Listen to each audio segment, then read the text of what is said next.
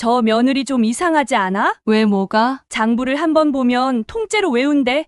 어제 약재상 주인이 샘을 속이려다 딱 걸렸다잖아. 개성장터 한 구석, 안악들이 고개를 맞대고 수군거렸습니다. 그런 머리면 큰 상간에 들어가고도 남을 텐데. 왜 저 초가집에서 시어머니 바느질이나 거들고 있는 거야? 아무도 대답하지 못했습니다. 그리고 얼마 뒤 개성에서 가장 높은 사람이 가장 낮은 곳으로 떨어지고 나서야 사람들은 깨달았습니다. 그 며느리가 누구였는지를요. 이야기 시작 전 구독과 좋아요 눌러주신 뒤 어디서 듣고 계신지 댓글로 알려주시면 그곳에 행운이 가득하길 바라겠습니다. 때는 조선 중기 경기도 개성 송악산 아래에 번화한 저작거리였습니다. 왁자지껄한 흥정 소리와 짐수레가 굴러가는 삐걱거리는 소리가 가득한 가운데 가난한 선비의 아내로 신분을 숨기고 살아가는 20살 윤화는 시어머니 월덕과 함께 장터 모퉁이에 서 있었습니다. 65세의 노모 월덕은 굳은 살이 박이고 쩍쩍 갈라진 거친 손으로 밤낮 없이 삭바느질을 해 모은 푼돈으로 방금 산 조그만 향나무 얼레빗을 품에 안고 있었습니다. 며느리 윤화의 거친 손을 어루만지는 월덕의 주름진 얼굴에는 세상을 다 가진 듯한 환한 미소가 번졌습니다. 월덕이 다정하게 속삭였습니다.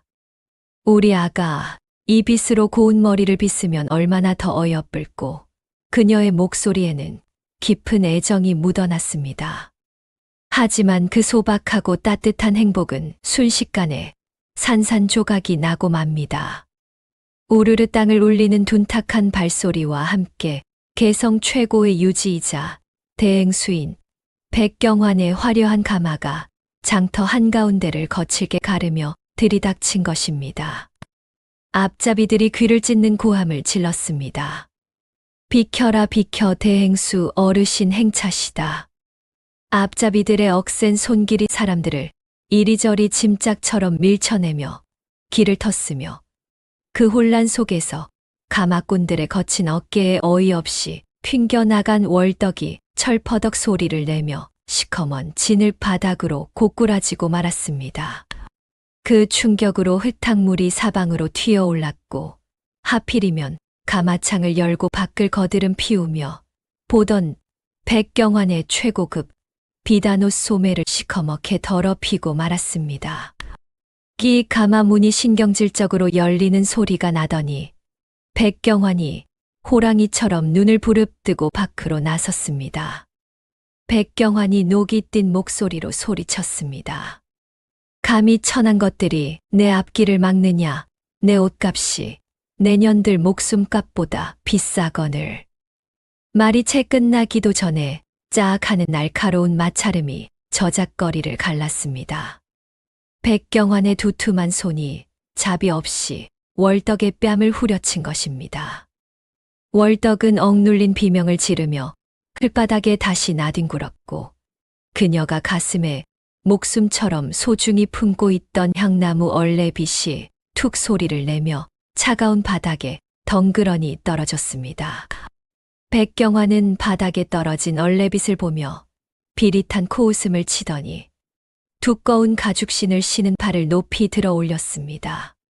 우지끈 마른 나무가 비명을 지르는 듯한 끔찍한 소리와 함께 월덕의 피땀 어린 얼레빗이 무참히 짓밟혀 두 동강이 나버렸습니다. 장터 사람들은 권력의 서슬퍼런 기세에 눌려 헛기침조차 내지 못한 채 고개만 푹 숙이고 있었으며 백경환은 더러운 버러지를 보았다는 듯 옷자락을 털며 호위무사들을 이끌고 유유히 멀어졌습니다. 흙투성이가 된 시어머니를 부둥켜 안은 며느리 윤화는 소리내어 울부짖지 않았습니다. 그저 흙바닥에 처참하게 나뒹구는 두 동강 난 얼레빗을 가만히 내려다보며 입술을 깨물 뿐이었습니다. 턱이 파르르 떨리고 꽉 쥔 주먹이 하얗게 질렸지만 그녀의 맑던 눈빛은 슬픔을 넘어 서늘하고 시퍼런 분노로 활활 타오르기 시작했습니다. 윤화는 천천히 손을 뻗어 진을 묻은 부러진 빗의 반쪽을 단단히 움켜쥐었습니다. 파르르 떨리는 그녀의 손등 위로 시어머니 월덕의 거칠고 따뜻한 손이 가만히 포개어졌습니다. 애야.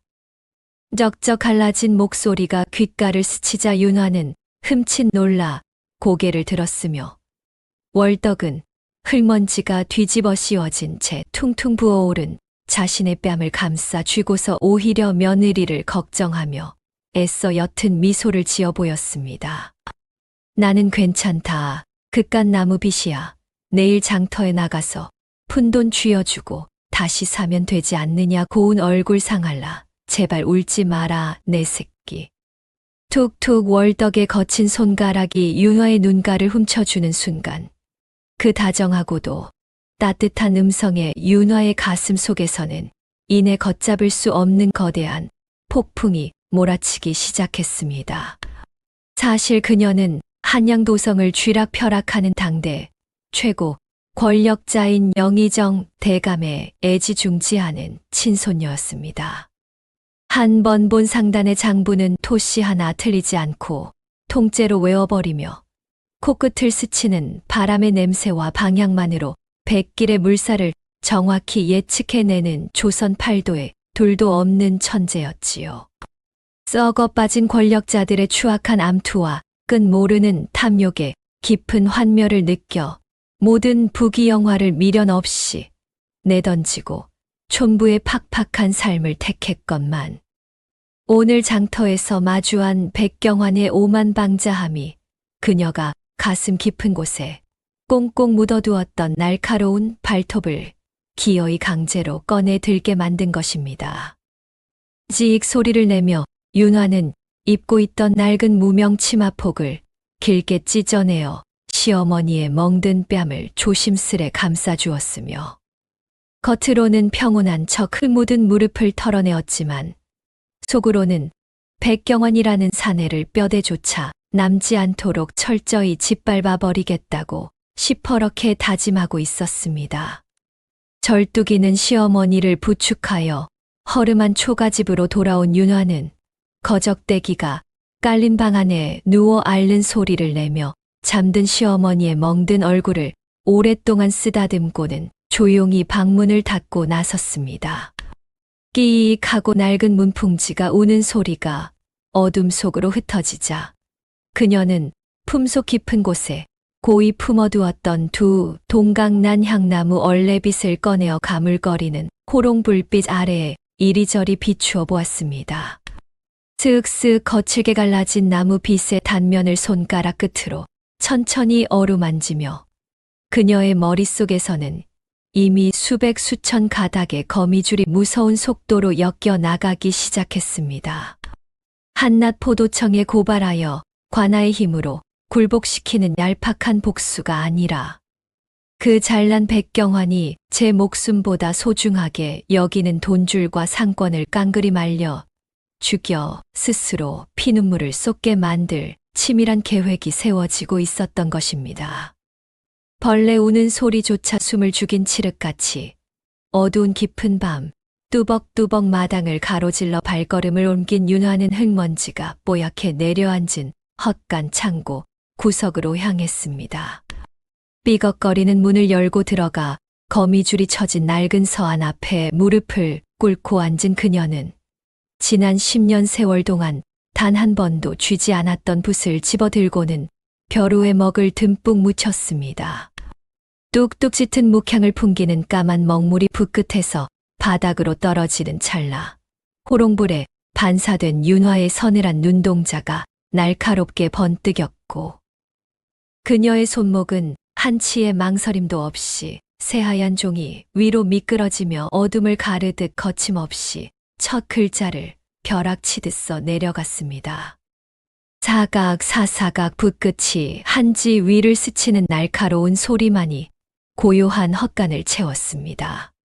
삭바느질로 굳은 손끝이었지만 붓을 쥔 손가락에는 한치의 떨림도 없었으며 벼락치듯 번져나가는 짙은 먹물은 백경환의 숨통을 조일 거대한 그물처럼 뻗어나갔습니다.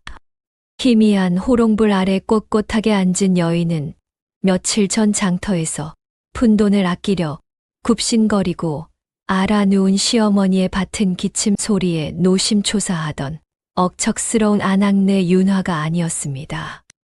그녀의 칠흑 같은 눈동자 속에는 10여 년 전 한양의 으리으리한 대저택에서 조부인 영의정 대감과 마주 앉아 조선의 상권과 정치를 논하던 천재적인 소녀의 기백이 고스란히 살아 숨 쉬고 있었습니다. 윤화의 머릿속에는 개성 제1의 벼락부자 대행수라 거들먹거리는 백경환의 진짜 정체가 이미 낱낱이 파헤쳐져 꿰뚫려 있었습니다. 그는 그저 운이 좋아 떼돈을 번 단순한 장사치가 아니라 영의정의 최대 정적이자 반정을 꾀하는 좌의정 대감의 막대한 비자금을 주무르고 세탁해주는 핵심 자금줄이 분명했습니다. 백경환이 사들인 개성의 땅과 쌀과 비단들이 결국 좌의정의 사병을 키우는 군자금으로 흘러가고 있다는 사실을 단번에 알아챈 것입니다. 만약 한양에 은밀히 사람을 보내 관아의 힘을 빌리거나 영의정의 권력을 동원한다면 당장 내일이라도 백경환의 목을 칠 수 있겠지만 그리 되면 조정의 거대한 피바람이 불고 10년을 철저히 숨어 지내며 지켜온 소박한 일상마저 무너질 것이 뻔했습니다. 그녀는 피 한 방울 흘리지 않고 그 누구도 눈치채지 못하는 사이에 백경환의 거대한 돈줄을 뿌리째 뽑아내어 완벽하게 말려 죽일 작정이었습니다. 윤화의 차가운 머릿속에서는 개성과 한양 마포나루를 잇는 조강의 물길 흐름과 돛담배의 속도를 결정짓는 새바람의 방향, 그리고 닷새 후면 어김없이 쏟아져 내려 온천지를 물바다로 만들 장마의 시기까지 거대한 물레처럼 한치의 오차도 없이 맞물려 돌아가고 있었습니다. 마침내 붓질이 멈추고 한양 유기전을 쥐락펴락하는 숨은 대방에게 띄우는 은밀하고도 치명적인 서신 한 통이 완성되었습니다. 윤화는 서안 한 구석에 소중히 천으로 싸두었던 부러진 얼레빗의 반쪽을 조심스레 집어들었습니다. 남들의 눈에는 땔감으로 낯을 투박하고 낡은 나무 조각이겠지만 이 반쪽짜리 빗에는 영의정 가문의 직계 핏줄만이 신분을 증명할 때 사용하는 십장생 문양이 정교하게 숨겨져 있었으며 유기전 대방에게는 조정의 가장 거대한 권력이 움직인다는 무시무시한 암호와도 같았습니다. 그녀는 묵향이 채 가시지 않은 서신과 얼레빗 반쪽을 두꺼운 한지 봉투에 밀어넣고 촛농을 떨어뜨려 밀랍으로 단단하게 봉인했습니다.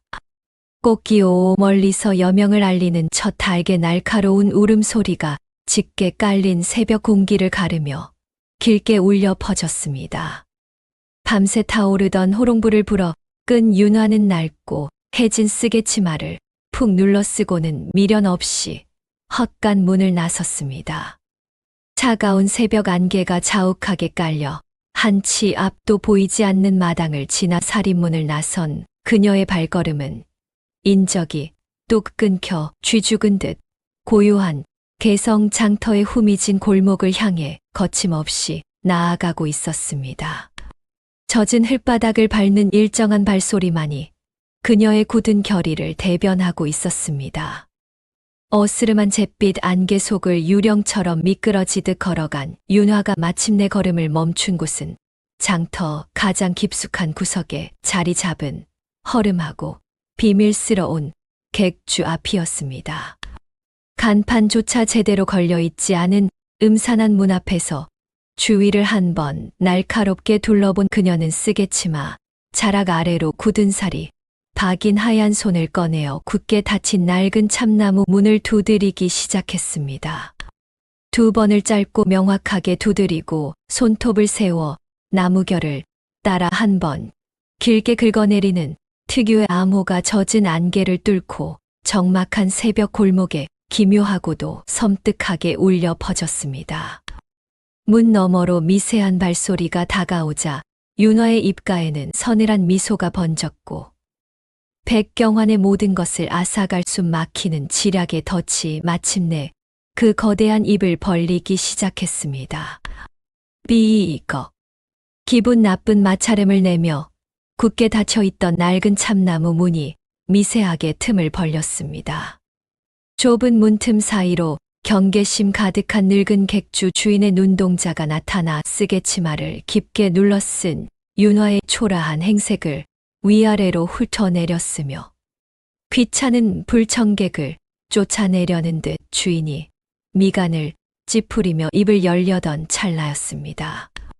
윤화는 아무런 말 없이 품속에서 붉은 밀랍 인장이 선명한 서신 하나와 그 위에 얹힌 낡고 부러진 향나무 얼레빛 반쪽을 불쑥 내밀었습니다. 헉! 객주 주인의 입에서 바람 빠지는 소리가 터져 나왔고 그의 얼굴은 순식간에 하얗게 질려버렸습니다. 그는 귀신이라도 본 듯 온몸을 부들부들 떨더니 황급히 문을 활짝 열어젖히고는 차가운 진흙 바닥에 털썩 무릎을 꿇고 납작 엎드렸습니다. 주인의 이마가 축축한 땅바닥에 지시겨졌지만 그는 고개를 들 엄두조차 내지 못했는데 윤화가 내민 그 부러진 향나무 얼레빗은 10년 전 호련히 자취를 감춘 조선 제1권문세가 영의정댁 천재 손녀의 절대적인 신표였으며 조선 팔도 상단들의 목숨줄을 쥐락펴락할 수 있는 무소불위의 징표였기 때문입니다. 이 서신을 단 하루 만에 한양 유기전 대방에게 전하시오. 안개 속으로 낮게 깔리는 윤화의 목소리는 차분했지만 거역할 수 없는 서슬퍼런 단호함이 벼려져 있었습니다. 그녀는 얼음장 같은 시선을 내리꽂으며 말을 이었습니다. 만약 정해진 기한보다 단 한 식경이라도 늦어진다면 당신 객주는 물론 얽혀있는 모든 상단의 명줄이 영영 끊어지게 될 것이오. 명심하겠사옵니다. 제 목숨을 바쳐서라도 반드시 완수하겠사옵니다. 만일 객주 주인은 떨리는 두 손을 높이 들어 신물이라도 받들듯 윤화의 서신과 얼레빛 반쪽을 조심스럽게 받아들었으며 흙탕물이 튀어 범벅이 된 얼굴로 연신 땅에 이마를 찌으며 맹세를 쏟아냈습니다. 같은 시각 축축한 개성의 새벽과는 딴판인 화려한 기방의 상석에서는 끈적한 웃음소리가 흘러나오고 있었습니다. 찰랑 쪼르륵 최고급 백자 술잔의 맑은 청주가 채워지는 소리와 함께 비단옷을 걸친 백경환이 기생들의 시중을 받으며 호탕하게 웃어젖히고 있었지요. 그의 옆으로는 좌의정에게 은밀히 올려보낼 막대한 뇌물 명세가 적힌 붉은 표지의 두꺼운 장부가 펼쳐져 있었습니다. 하하하, 이 정도 금은보화라면 좌의정 대감께서도 내 뒤를 더욱 든든하게 보아주실 것이야. 백경환은 탐욕스러운 눈빛으로 장부를 어루만졌으며 며칠 전 저작거리에서 자신이 뺨을 후려쳤던 노파나 그 며느리 따위는 이미 길가에 굴러다니는 벌레만도 못한 존재로 여겨 머릿속에서 완전히 지워버린 상태였습니다. 오직 그의 머릿속은 다가올 장마철을 이용해 백성들의 고혈을 쥐어짜 낼 매점매석 계획으로 가득 차 있었습니다. 어이, 황행수 당장 내일 아침동이 트는 대로 수하들을 모조리 풀어 개성 인근의 모든 소금 창고에 거대한 자물쇠를 채우고 단단히 봉쇄해버려라. 백경환은 술잔을 바닥에 탁 소리가 나게 내려놓으며 악랄한 지시를 내렸습니다. 장마에 소금이 귀해질 것이니 내일부터 당장 백성들에게 파는 소금값을 3배 이상 올려버려라. 돈이 없어 절인 채소를 먹지 못하고 굶주리는 자들이 생겨나도 절대 눈 하나 깜짝하지 말고 무조건 창고를 걸어 잠가야 할 것이다. 예, 대행수 어르신 분부대로 거두어들여 창고를 빈틈없이 틀어막게 싸웁니다. 수아들은 백경환의 잔인한 계획에 소름이 돋으면서도 감히 거역할 생각조차 못한 채 아부 섞인 웃음을 흘리며 고개를 조아렸고, 기방하는 백성들의 눈물을 담보로 한 흉악한 연회로 더욱 뜨겁게 달아오르고 있었습니다. 다시 시점은 한양으로 넘어가 숨통이 끊어질 듯 가쁜 숨을 몰아쉬는 파발마 한 필이 도성 안을 미친 듯이 질주하고 있었습니다. 다그닥 푸르르 입에 하얀 거품을 문 채 쓰러지기 일보 직전인 말이 도착한 곳은 조선 상권의 심장부인 한양 유기전의 거대한 본장 앞이었으며, 말에서 굴러떨어지듯 내린 전령은 품속 깊이 간직해 온 붉은 인장의 서신을 유기전 대방의 거처로 미친 듯이 달려가 바쳤습니다. 조용하던 대방의 내실에 촛불이 황급히 밝혀지고, 백발이 성성한 유기전 대방이 잠자리에서 일어나 급히 서신을 받아들었습니다. 바스락 마디 굵은 대방의 손이 붉은 밀랍을 뜯어내고 서신을 펼치는 순간, 그 안에 고이 동봉되어 있던 부러진 향나무 얼레빛 반쪽이 방바닥으로 툭 하고 떨어졌습니다. 그 낡고 부러진 나무 조각을 본 순간 평생을 거친 상단 바닥에서 구르며 태산처럼 흔들림 없던 대방의 두 눈이 화등잔만하게 커졌으며, 그의 주름진 두 손은 제어할 수 없을 정도로 격렬하게 덜덜 떨리기 시작했습니다. 대방은 바닥에 무릎을 꿇고 엎드려 마치 성스러운 유물을 다루듯 그 부러진 얼레빗을 양손으로 조심스럽게 감싸 쥐고는 눈시울을 붉혔는데, 10년 전 호련히 사라져 죽은 줄로만 알았던 전설 속의 영의정 가문 천재 핏줄이 드디어 오랜 침묵을 깨고 움직였음을 뼈저리게 직감했기 때문입니다. 당장 밖으로 나가. 대방은 목이 메어 갈라진 쇳소리를 내며 방 밖에서 대기하던 수아를 향해 벼락같이 소리쳤습니다. 유기전 마당 중앙에 있는 큰 징을 쳐라. 당장 징을 3번 크게 울려 한양 도성에 있는 유기전의 모든 핵심 행수들을 내 앞마당으로 남김없이 소집하여라. 단 한 명이라도 늦는 자가 있다면 그 자의 상단은 오늘부로 끝일 것이다. 대방의 언명이 떨어지기가 무섭게 밖으로 뛰쳐나간 수아가 커다란 채를 들어 올려 유기전 한가운데 자리 잡은 거대한 구리징을 힘껏 내리쳤습니다. 지잉. 그 무겁고도 웅장한 3번의 징 소리가 모두가 잠든 한양의 칠흑 같은 밤하늘을 무겁게 찢으며 도성 구석구석으로 섬뜩하게 울려 퍼졌으며, 이는 곧 조선 팔도를 뒤흔들 거대한 폭풍의 시작을 알리는 신호탄과도 같았습니다. 그 웅장한 진동이 한양의 밤 공기를 가르고 채 가라앉기도 전에 종로 번화가 뒤편에 자리한 유기전의 가장 내밀한 지하 비밀 회의실로는 다급한 발소리들이 쉴 새 없이 이어졌습니다. 쿵쿵쿵 거칠게 돌계단을 밟고 내려온 8명의 대행수들은 이마에 맺힌 식은땀을 닦아낼 새도 없이 두꺼운 철문 안으로 들어서며 숨을 죽였고, 방 안을 가득 채운 밀랍초의 매캐한 연기 속에서는 오직 서로의 거친 숨소리만이 흡하고 무겁게 맴돌고 있었습니다. 방의 가장 깊은 상석에는 백발이 성성한 대방이 굳은 표정으로 앉아 있었으며, 그가 떨리는 주름진 손을 들어 품속에서 꺼낸 부러진 향나무 얼레빗의 반쪽을 무거운 자단목 탁자 위에 탁 하고 내려놓자 행수들의 시선이 일제히 그곳으로 쏠렸습니다.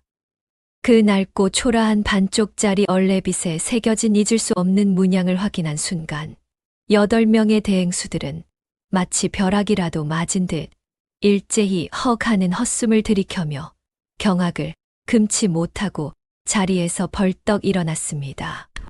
10년 전 호련히 자취를 감추었던 조선 제1의 천재라 불리던 영의정 가문이 깊이 아끼던 핏줄이 살아있음을 알리는 그 절대적인 쉼표 앞에서 장안을 쥐고 흔드는 거상들의 무릎이 저절로 덜덜 떨리고 있었던 것입니다. 대방은 붉게 충혈된 눈으로 탁자 위에 펼쳐진 낡은 서신을 가리키며 갈라진 쇳소리로 입을 열었습니다. 모두 똑똑히 들으시게, 이 서신에 적힌 지시사항은 단순한 복수 따위가 아니네. 대방의 목소리가 지하 석실의 흙벽을 타고 스산하게 울려 퍼지는 가운데 그는 서신에 담긴 윤화의 소름 끼치도록 완벽하고 천재적인 지략을 하나하나 읊어 내려가기 시작했습니다. 그것은 그저 개성의 상단, 객주 백경환이 취급하는 물건을 사주지 말라는 유치한 수준의 텃세가 결코 아니었으며, 백경환이 권력을 등에 업고자 좌의정에게 은밀히 흘려보내려 하는 거대한 비자금의 흐름을 정확히 꿰뚫어보고 그 탐욕을 역이용하여 그의 모든 자금줄과 숨통을 완벽히 말려버리라는 무서운 덫이었습니다. 내일부터 우리 유기전은 겉으로는 백경환과 평소처럼 아주 원활하게 거래하는 척 그에게 한없는 신뢰를 보여줄 것이네. 하지만 그가 매입하려는 막대한 양의 소금과 종이에 대한 선지급금은 단 한 푼의 엽전이나 은자도 내어주지 말고 오직 우리 유기전의 이름이 찍힌 어음으로만 결제하게 만드시게. 대방의 명령이 떨어지자 행수들은 그 교묘하고도 치명적인 덫의 의미를 단숨에 깨닫고 온몸에 소름이 돋는 것을 느끼며 마른 침을 꿀꺽 삼켰습니다. 실제 든든한 재물은 유기전이 단단히 쥐고 있으면서 겉보기에만 화려한 종이 쪼가리 너움을 남발하여 백경환으로 하여금 자신이 한양의 거상들을 발밑에 두었다는 오만에 빠지게 만든 뒤 결정적인 순간에 그 어음의 융통을 꽉 막아버려 그를 빚더미의 구렁텅이로 밀어넣으려는 윤화의 무서운 계략이었던 것입니다. 같은 시각 개성 제1의 호화로운 기와집 안방에서는 기생들의 교태 섞인 웃음소리와 함께 짤랑짤랑 엽전 부딪히는 소리가 요란하게 울려 퍼지고 있었습니다. 화려한 비단옷을 겹겹이 걸친 백경환은 한양의 유기전 상단들로부터 쉴 새 없이 날아드는 막대한 액수의 어음 다발을 두 손으로 거머쥔 채 광기에 찬 웃음을 크아하하 하고 터뜨리며 방바닥을 뒹굴고 있었습니다. 보아라, 이 종이 쪼가리들이 다 한양 놈들이 내게 바친 항복 문서나 다름없다. 내 세력이 드디어 천하를 쥐었구나. 그는 탐욕에 눈이 멀어 콧바람을 거칠게 뿜어내며 옆에 탁자를 퍽 내려치며 소리쳤습니다.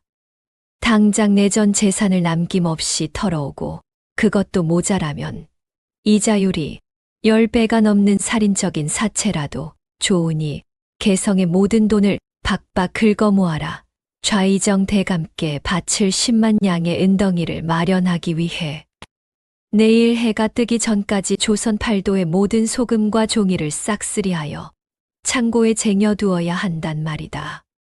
자신의 목을 서서히 조여오는 어음의 저주를 눈치채지 못한 채 백경환은 오직 10만 양이라는 숫자와 권력에 눈이 멀어 스스로 파멸의 불구덩이 속으로 전 재산과 목숨을 던져 넣고 있었던 것입니다. 한편 그 시각 개성 변두리 후미진 골목의 허름한 초가집 안에서는 낡은 무쇠솥이 보글보글 끓어오르는 구수한 소리가 차가운 밤 공기를 데우고 있었습니다. 10년 전 스스로 가문을 떠난 뒤 신분을 숨기고 억척스럽게 살아온 윤화는 시어머니 월덕이 정성껏 끓여준 묽은 조밥이 담긴 사기 그릇을 두 손으로 조심스럽게 감싸 쥐고 평범하고 순박한 안악내의 일상을 연기하며 조용히 숨을 고르고 있었습니다. 삐걱하는 소리와 함께 월덕은 거친 손으로 자신의 멍든 뺨을 안쓰럽게 만지며 깊은 한숨을 휴 하고 내쉬었습니다. 우리 아가 전에 장터에서 사둔 구절초를 다려 마시렴 속이 편안해질 게다. 월덕이 품에서 꺼내어 건넨 말린 구절초 뭉치에서는 쌉싸름하면서도 코끝을 찌르는 짙은 약초 향기가 피어올랐고, 윤화는 어머니가 건넨 그 구절초를 받아들고 지그시 눈을 감으며 깊게 향기를 들이마셨습니다. 일반 사람들에게는 그저 흔하디흔한 배앓이 약초에 불과했지만, 과거 천재적인 상단을 이끌었던 윤화의 머릿속에서는 이 사소한 구절초 한 줌이 창고의 산더미처럼 쌓여갈 백경환의 종이와 소금을 단숨에 썩은 쓰레기로 만들어버리고 그의 숨통을 영원히 끊어놓을 결정적인 열쇠가 될 것임을 이미 완벽하게 계산해 둔 상태였습니다. 윤화가 눈을 뜨자 낡고 구멍난 창호지 문틈 사이로 휘잉 하며 서늘하고도 습기 찬 동남풍이 초가집 안으로 밀려들어 와 그녀의 흐트러진 머리카락을 가볍게 흔들었습니다. 그 바람의 습도와 냄새를 본능적으로 읽어낸 윤화의 입가에 서늘하고도 옅은 미소가 번졌으며, 그녀는 낡은 숟가락을 내려놓고 어두운 하늘을 바라보며 닷새 안에 백경환을 향해 던져둔 그 거대하고 촘촘한 그물이 완벽하게 조여들어 조선 최고의 통쾌한 복수극이 완성될 것임을 조용히 확신하고 있었습니다. 밤새 불어대던 서늘한 동남풍은 이튿날 동이 트자 개성 장터의 흙먼지를 뽀얗게 일으키며 온 마을의 지붕을 덮쳤습니다. 윤화는 해진 치마폭을 단단히 여미고 서둘러 초가집을 나섰으며 집신 바닥에 닿는 축축한 흙의 감촉을 기민하게 느끼며 곧장 장터 구석에 자리 잡은 남루한 약재상들의 난전으로 발걸음을 옮겼습니다. 바스락 바스락 마른 약초들이 거센 바람에 뒹구는 소리가 요란한 가운데, 그녀는 보찜을 풀어헤친 늙은 상인에게 다가가 거친 손을 내밀며 짙은 향기의 구절초를 모조리 내어달라 청했습니다. 상인들은 때 묻은 낡은 저고리를 입은 가난한 촌부가 기껏해야 배앓이에나 쓰는 헐값의 구절초를 산더미처럼 쓸어 담으려 하자 어이가 없다는 듯 혀를 쯧쯧하며 비웃었습니다.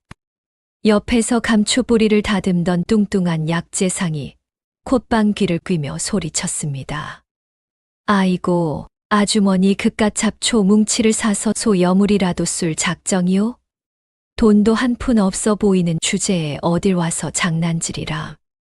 그의 앙칼진 목소리에 장터 사람들의 낄낄거리는 비웃음이 사방에서 터져 나왔지만 윤화의 표정은 바위처럼 고요했습니다.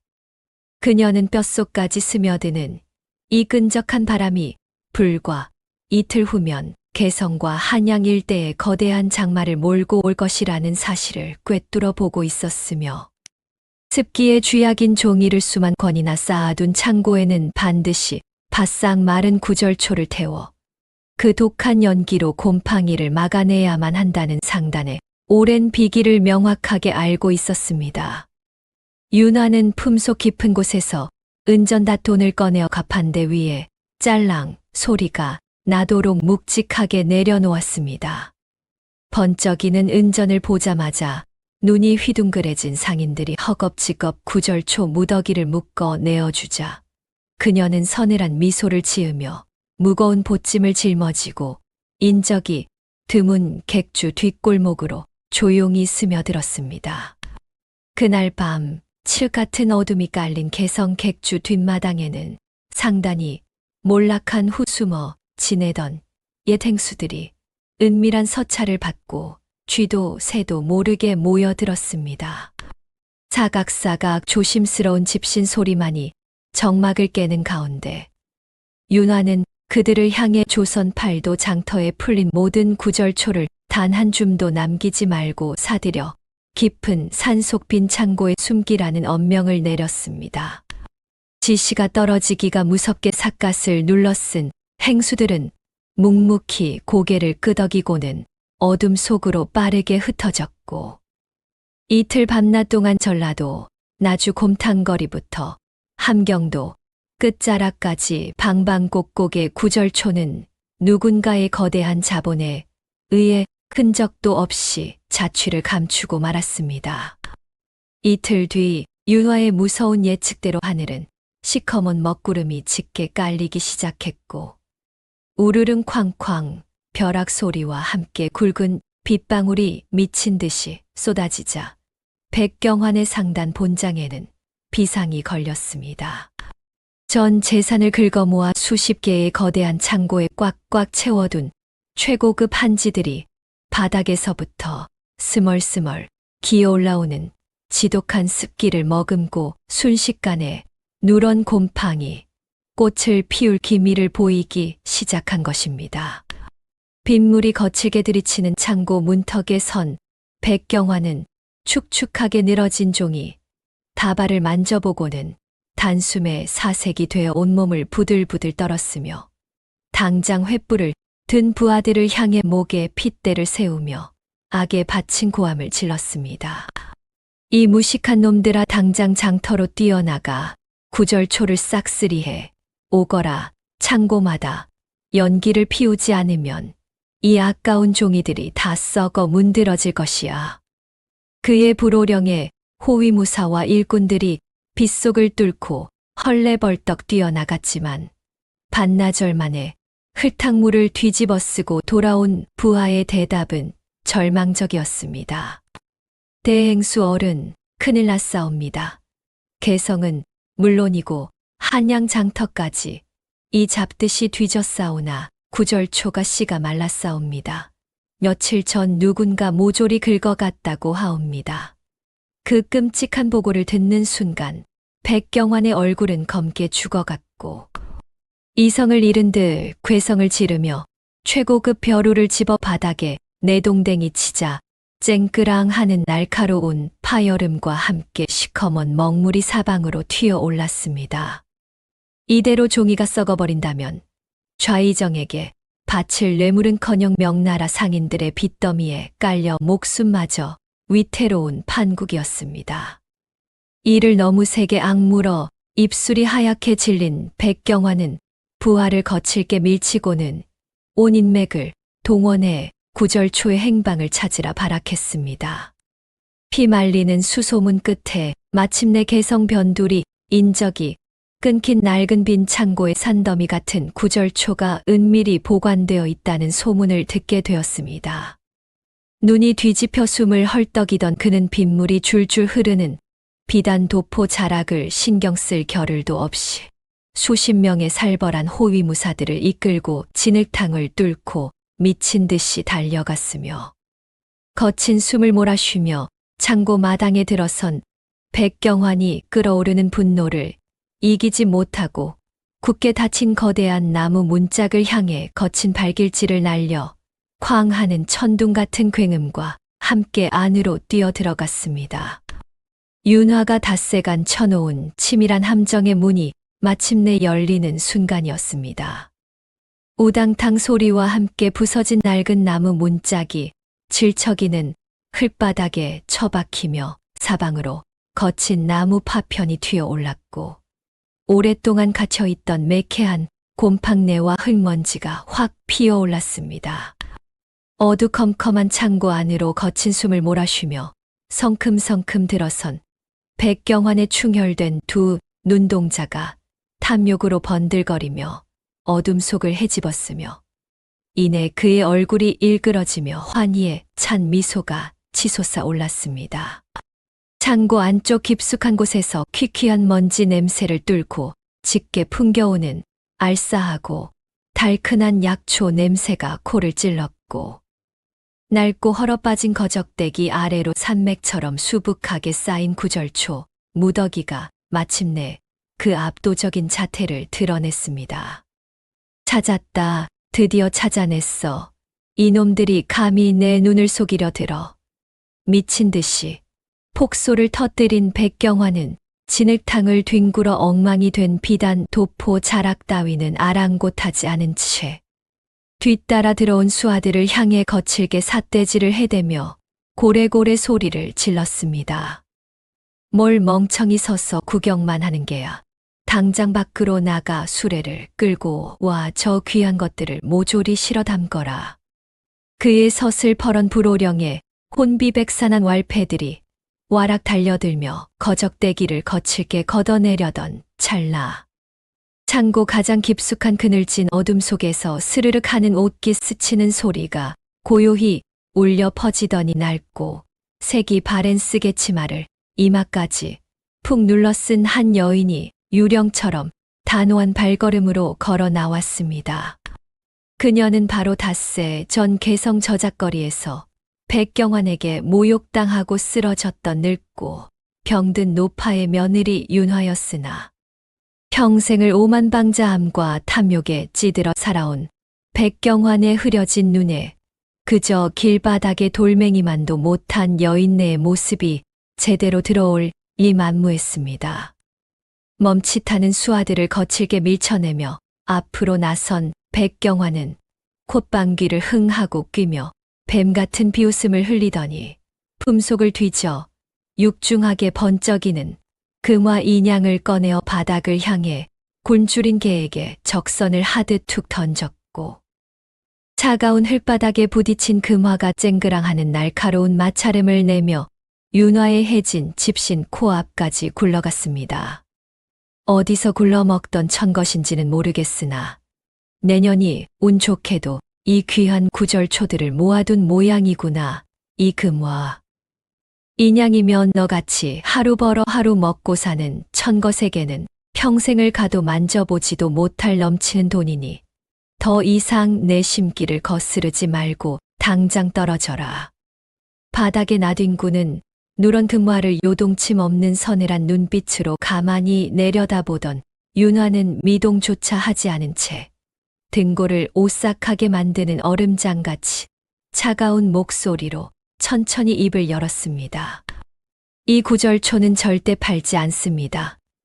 그저 닷새 전 몹쓸 자에게 모욕당하고 병드신 어머니께서 기력을 회복하시기 위해 다려 드실 약재일 뿐이니 당장 그 더러운 돈을 거두고 이 창고에서 물러가시지요.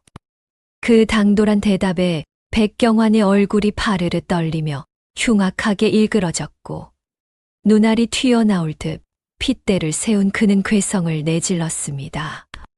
이 천한 것이 감히 하늘 높은 줄 모르고 주둥이를 놀리는구나.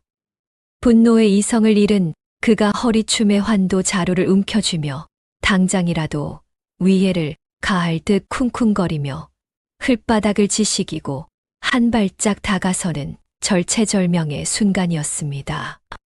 창고 밖 무너져가는 흙담 너머에서 펄럭펄럭 하는 것엔 옷자락 날리는 소리가 귓가를 때리더니 한양 유기전 대행수의 은밀한 명을 받고 개성에 파견되어 머물고 있던 건장하고 살벌한 기운의 호위 무사 수십 명이 맹금류 때처럼 담장을 훌쩍 넘어와 순식간에 백경환과 그의 일당을 숨 막힐 듯 겹겹이 에워쌌습니다. 스르릉챙하는 소리와 함께 호위 무사들의 칼집에서 뽑혀 나온 서슬퍼런 칼날들이 일제히 창고 안으로 스며든 빛을 받아 번뜩였고 그들이 뿜어내는 묵직하고도 압도적인 위압감에 기가 질린 백경환의 수하들은 사색이 되어 뒷걸음질을 치며 쥐고 있던 몽둥이와 낫을 바닥에 툭툭 떨어뜨리고 말았습니다. 한양 바닥에서 최고의 무예를 자랑하는 정예 무사들이 도대체 왜 이런 개성 변두리의 빈 창고를 목숨 걸고 철통같이 지키고 있는지 도무지 상황이 파악되지 않아 혼란에 빠진 백경환은 턱이 덜덜 떨리는 것을 주체하지 못하고 당황한 기색을 역력히 드러내며 주위를 두리번거렸습니다. 그때 굳건히 서 있던 윤화가 머리에 두르고 있던 낡은 쓰개치마를 사락 소리와 함께 천천히 걷어내며 닷새 전 진흙탕 속에서 원안에 사무쳐 눈물을 삼키던 바로 그 형형한 눈빛을 백경환의 흔들리는 동공에 정확히 꽂아 넣으며 차갑게 선언했습니다. 대행수께서 막대한 은자를 쏟아부어 미친 듯이 사들인 후 창고에 처박아둔 그 당나무 종이들은 며칠 내내 쏟아진 장맛비와 눅눅한 습기를 이기지 못해 이미 속에서부터 시커멓게 썩어 들어가 악취를 풍기기 시작했을 터인데 이제 그 막대한 손실을 어찌 감당하실 작정이십니까? 윤화의 뼈를 때리는 음성이 텅 빈 창고 안을 쩌렁쩌렁 울렸고 그 말을 듣는 순간 백경환의 얼굴은 순식간에 생기를 잃고 잿빛으로 질려갔습니다. 윤화는 한치의 자비도 없는 눈빛으로 백경환을 꿰뚫어보며 말을 이었습니다. 게다가 삼남 지방에서 올라오는 수로와 포구의 물길마저 제가 상단들을 움직여 모두 끊어 놓았으니 당신이 백성들의 눈물을 쥐어짜며 독점하려던 그 귀한 소금 역시 단 한 줌도 한양으로 실어 나를 수 없을 터인데 말입니다. 그제야 백경환의 뇌리에는 소금을 운송할 배편이 모조리 끊기고 뱃사공들이 자취를 감추었으며 거래하던 상단들마저 일제히 문을 걸어 잠갔다며 울부짖던 수아들의 절망적인 보고들이 스쳐 지나갔고 등골을 타고 오싹한 소름이 쫙 돋아오르며 다리의 힘이 풀려 그 자리에 털썩 주저앉고 말았습니다.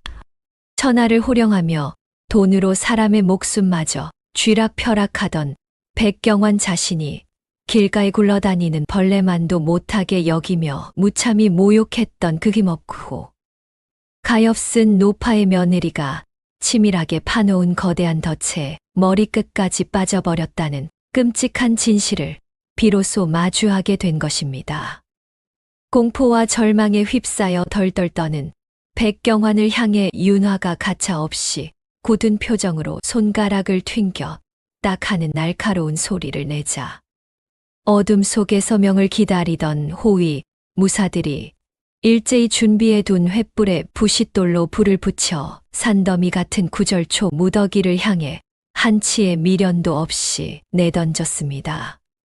화르륵 펑하는 소리와 함께 바짝 건조된 구절초 잎사귀의 불길이 닿기가 무섭게 시뻘건 화마가 거대한 뱀의 혀처럼 널름거리며 순식간에 창고 천장까지 맹렬하게 치솟아 올랐고 눈을 뜰 수 없는 매캐한 연기와 엄청난 열기가 뿜어져 나오며 백경환이 자신의 모든 재산을 쏟아부어 막대한 불을 거머쥘 유일한 희망으로 여겼던 그 수많은 약초들이 허무한 잿더미로 변해가는 충격적인 광경이 눈앞에 펼쳐졌습니다. 안 돼, 내 약초, 내 피 같은 돈이. 타오르는 맹렬한 불길 속에서 시커멓게 무너져 내리는 구절초 더미를 향해 두 손을 허우적거리며 뻗은 백경환이 제 머리칼을 쥐어뜯으며 경악에 찬 비명을 터뜨렸고 펄펄 끓어오르는 열기 속에서 완전히 미쳐버린 듯 진흙 바닥을 뒹굴며 처절한 눈물을 쏟아내는 광경이 창고 안을 가득 채우며 타오르고 있었습니다. 그의 찢어지는 듯한 단말마가 시뻘건 화마가 뿜어내는 쉬이 거리는 소리에 집어삼켜지던 바로 그 찰나였습니다. 툭 재앙처럼 타들어가는 구절초 무더기 위로 차가운 물방울 하나가 떨어져 내렸습니다. 미처 그 의미를 깨닫기도 전에 후둑후두둑 하며 하늘에서 굵은 빗방울이 연달아 떨어지기 시작하더니 이내 쏴 하는 고막을 찢을 듯한 굉음과 함께 억수 같은 폭우로 변해 세상을 무자비하게 적시기 시작했습니다. 지루하고도 파괴적인 장마의 끔찍한 시작이었지요. 타들어가던 붉은 불길 위로 차가운 장대비가 폭포수처럼 쏟아지자 치익 하는 기괴한 마찰음과 함께 눈을 뜰 수조차 없는 잿빛 연기가 마당 전체를 집어삼킬 듯이 피어올랐습니다. 코를 찌르는 독한 약초 타는 냄새와 비릿한 흙냄새가 뒤섞인 아수라장 한가운데서 백경환은 망연자실한 표정으로 털썩 주저앉아 시커멓게 먹구름이 낀 야속한 하늘을 원망하며 부들부들 떨리는 두 손으로 바닥에 진흙을 긁어 모았습니다. 하늘이시여 어찌 제게 이러십니까? 어찌 이제야 비를 내리신단 말입니까? 원통함에 사무친 그의 울부짖음은 거센 빗소리에 묻혀 허공으로 흩어졌고 빗줄기는 그칠 기미는커녕 천지를 집어삼킬 듯 더욱 맹렬하게 퍼부었으니 이는 곧 백경환이라는 거대한 상단의 완전한 파멸을 알리는 서곡에 불과했습니다. 번뜩 빗물에 젖어 흐리멍덩하던 백경환의 눈동자에 벼락을 맞은 듯한 치명적인 공포가 서렸습니다. 종이 창고에 있는 내 한지들. 그는 미친 사람처럼 내 발로 기어오르다시피 몸을 일으켜 비틀거리며 최고급 한지를 산더미처럼 쌓아둔 대형 창고를 향해 철퍼덕 진흙을 튀기며 필사적으로 내달렸습니다. 호흡은 턱 끝까지 차올랐고 심장은 터질 듯이 요동쳤으며 창고 앞에 도달한 그가 곤두선 손으로 끼기끽하며 무거운 나무 문을 거칠게 열어 젖히는 순간이었습니다. 그의 코 속으로 훅 끼쳐온 것은 종이 특유의 맑고 향긋한 내음이 아니라 숨을 턱 막히게 하는 시큼하고 역겨운 곰팡이 냄새였습니다. 구절초 연기를 쐬어 벌레를 막고 습기를 차단하는 처리를 완벽하게 마쳤어야 할 수만.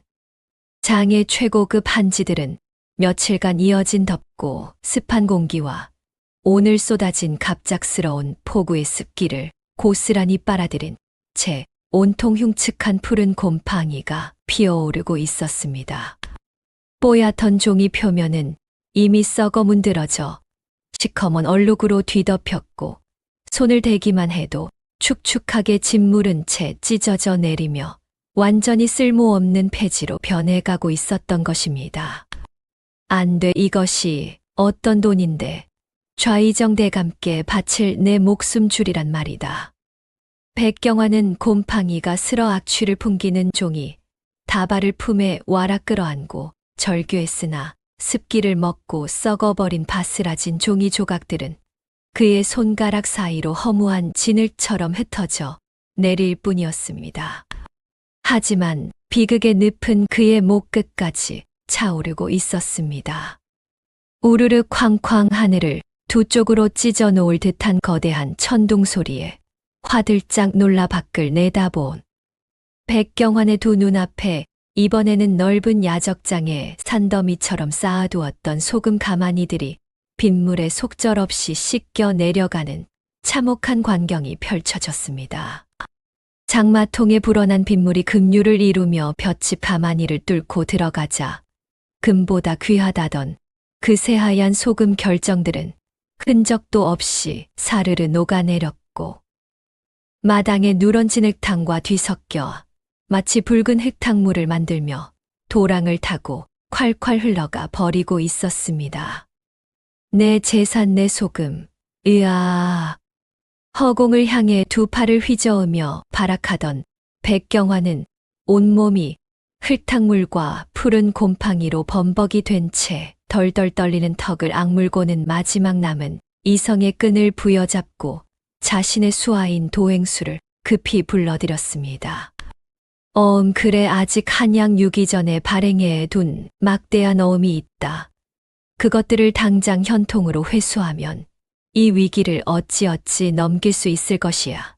당장 한양으로 놈들을 띄워 유기 전의 어음을 거두어오라 일러라.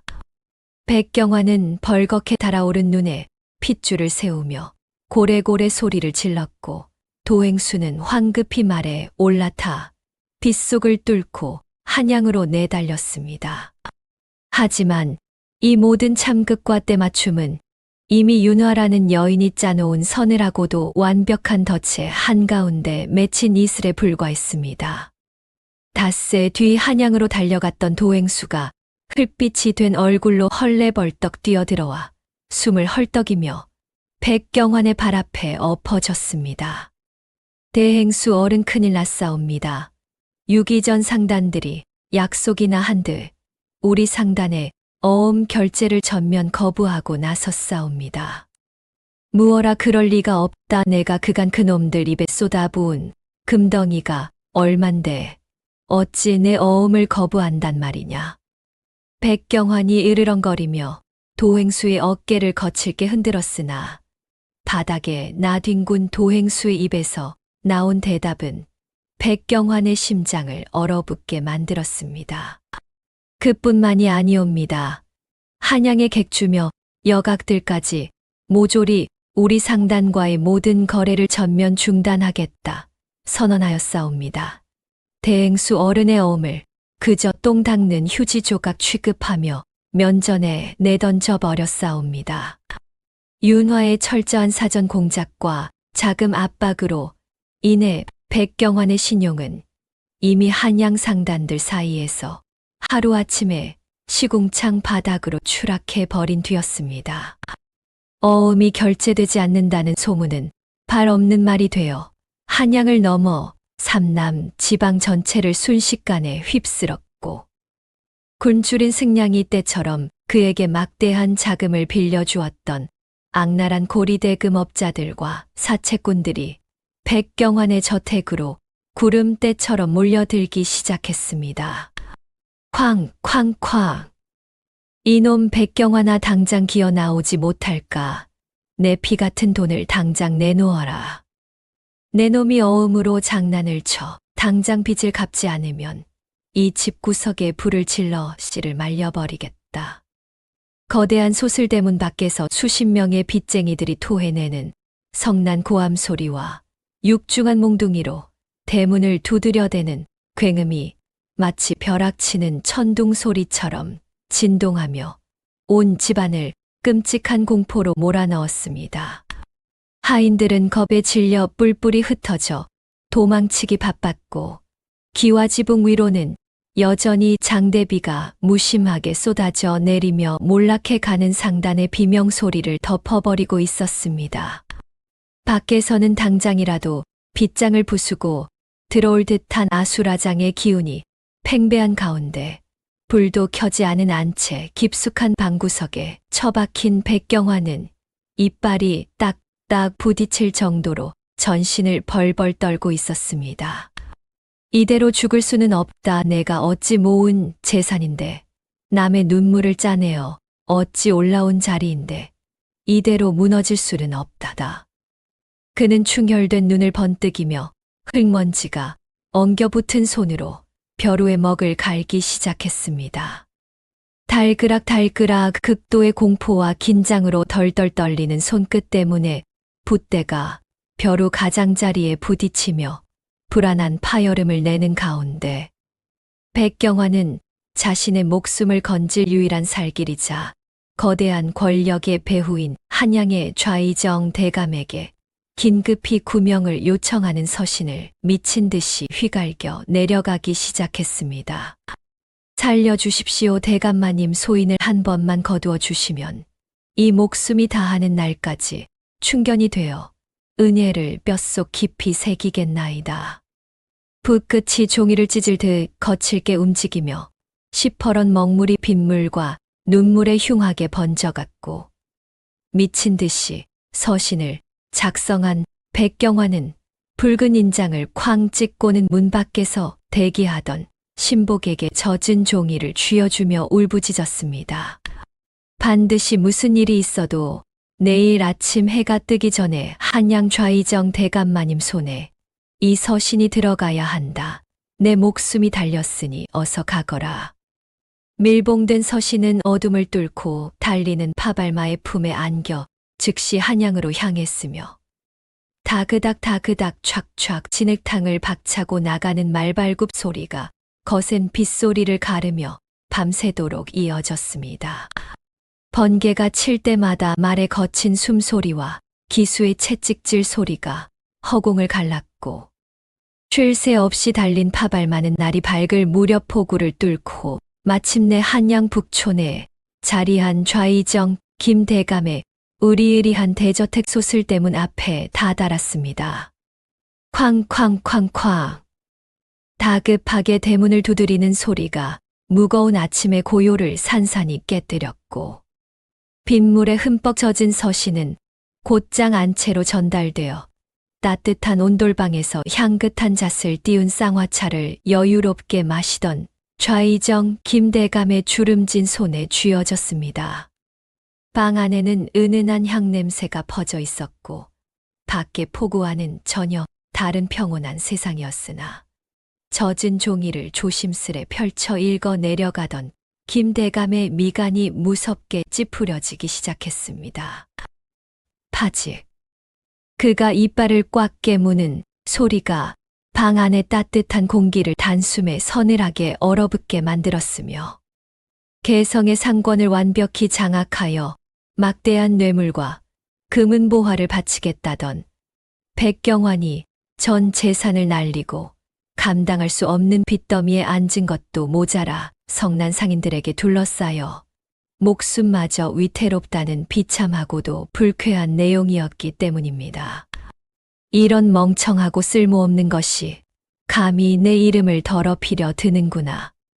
김 대감이 쥐고 있던 최고급 찻잔을 바닥으로 냅다 집어 던지자 쨍그랑하는 날카로운 마찰음과 함께 귀한 백자가 산산조각 나며 파편이 사방으로 튀었고 문 밖에서 대기하던 수아가 황급히 문을 열고 조아렸습니다. 김 대감의 뱀 같은 눈동자에는 일말의 동정심이나 당황한 기색도 없이 오직 차갑고 서늘한 계산만이 감돌고 있었습니다. 사냥이 끝나면 쓸모없어진 사냥개를 삶아 먹는다는 토사구팽이라 하더니 사냥감조차 제대로 물어오지 못하고 제 발등이나 물어뜯는 병든 개는 미련 없이 처분해야 하는 법이다. 그 어리석은 놈이 관아에 끌려가 행여라도 내 이름을 입 밖으로 내어 조정해 흠집을 내기 전에 오늘 밤 안으로 흔적도 없이 처리하거라. 지엄한 명령을 받은 검은 옷의 수하들은 지체 없이 휙휙 하는 바람 소리만 남긴 채 빗속을 뚫고 개성을 향해 몸을 날렸습니다. 같은 시각 개성의 텅 빈 저택 안채 깊숙이 숨겨진 밀실에 처박힌 백경환은 쥐 죽은 듯 엎드려 좌의정의 구원만을 애타게 기다리고 있었으며 덜컹 삐걱 바깥에서 들려오는 작은 발소리 하나와 빗방울이 창호를 때리는 소리 하나에도 그의 심장은 쿵쾅쿵쾅 터질 듯 요동쳤습니다. 어두운 밀실 안에는 그의 거칠고 탁한 숨소리만이 유령처럼 떠돌았고 스스로를 위로하며 공포에 질린 몸을 웅크리고 있던 바로 그 찰나였습니다. 콱쾅. 고막을 찢을 듯한 거대한 굉음과 함께 굳게 잠겨있던 밀실의 두꺼운 참나무 문이 안쪽으로 거칠게 열려 젖혀졌고 나무 파편이 우박처럼 쏟아지는 가운데 백경환은 기겁하며 방구석으로 물러섰습니다. 그의 벌겋게 달아오른 눈앞에 나타난 것은 그토록 간절히 기다리던 구원병이 아니라 검은 옷을 입고 서슬퍼런 기세로 다가오는 좌의정의 수하들이었습니다. 그들은 아무런 말도 없이 둥글게 백경환을 에워쌌고 백경환은 그제야 자신이 철저히 이용당하고 버려졌음을 깨닫고 바닥에 엎드려 절규했습니다. 대감마님께서 나를 버리신단 말이냐. 수하들이 그의 목을 향해 다가서려는 절체절명의 순간 챙강 귀를 찌르는 금소금과 함께 어둠 속에서 번개처럼 날아온 비수가 선두에 선 수하의 칼을 강하게 튕겨냈습니다. 당황한 수하들이 뒤를 돌아보기도 전에 천장과 무너진 문 밖에서 한 무리의 거대한 그림자들이 성난 맹수처럼 쏟아져 들어왔고 순식간에 벌어진 격투 끝에 좌의정이 보낸 수하들은 모두 제압되어 바닥에 맥없이 널브러졌습니다. 벌벌 떨며 고개를 든 백경환의 시선에 들어온 이들은 다름 아닌 한양 유기전에서 파견되어 개성에 머물고 있던 최정예 호위 무사들이었습니다. 너희들이 어찌 나를 구하러 왔느냐. 하늘이 나를 버리지 않으셨구나. 백경환이 안도의 한숨을 내쉬며 바닥을 엉금엉금 기어가 그들의 바지춤이라도 잡으려 할 때 무사대장의 거칠고 투박한 소나기가 그의 멱살을 단숨에 틀어쥐었습니다.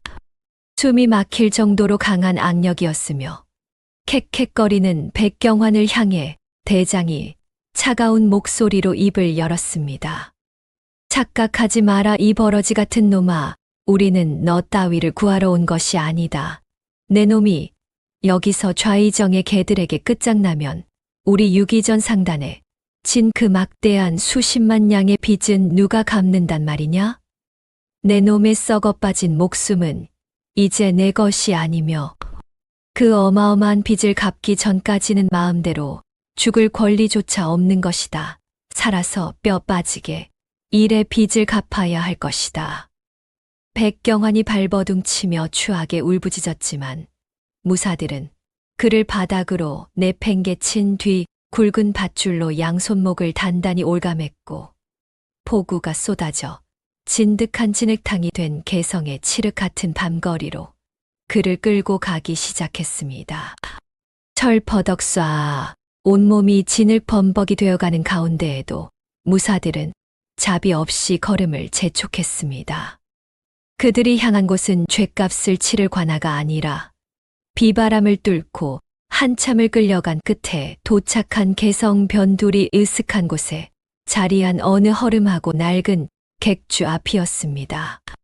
주변에는 인적조차 끊겨 오직 거센 빗소리만이 세상을 집어삼키고 있었고 밧줄에 묶인 채 바닥에 엎어져 가쁜 숨을 몰아쉬는 백경환의 정수리 위로 우르릉 쾅쾅 하늘을 두 쪽으로 낼 듯한 거대한 번개가 내리쳤습니다.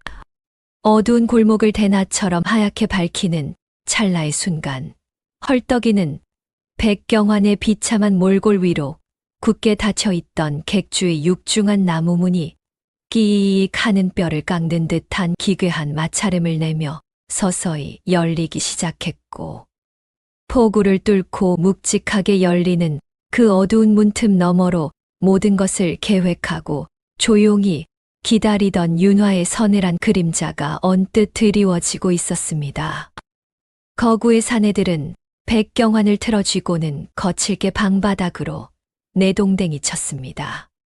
철퍼덕하는 파여름과 함께 진흙과 빗물로 범벅이 된 그의 몸뚱이가 차가운 널빤지 위를 속절없이 뒹굴었으며 입에서는 억눌린 비명과 시커먼 흙물이 왈칵 쏟아졌습니다. 끔찍한 고통 속에서도 살아야겠다는 본능으로 간신히 고개를 치켜든 백경환의 시선 끝에는 낡은 나무 평상 위에 한치의 흐트러짐 없이 단정하게 앉아 달그락 찻잔을 기울이는 윤화가 있었습니다.